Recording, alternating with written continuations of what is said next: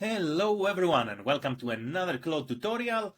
Today we are going to learn how to connect Notion with Claude. We're going to go straight to the point. Before we do that, make sure you like the video, subscribe to the channel. It helps tremendously to create new content, so thank you very much in advance.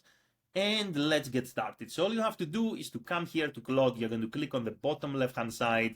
You are going to go to settings. And once you come here to settings, you're going to choose connectors. Now here in connectors, you're going to say browse connectors, and you're going to use the search bar to find Notion. You're going to select Notion, and all you have to do is to click connect. Now, before you connect, you need to pay attention to tools.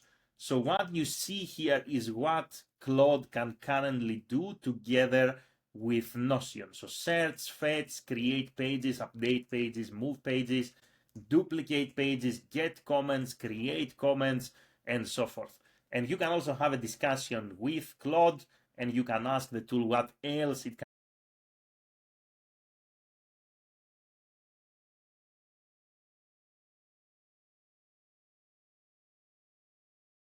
Questions, let me know in the comments below, and have an amazing day in any time zone. Bye everyone.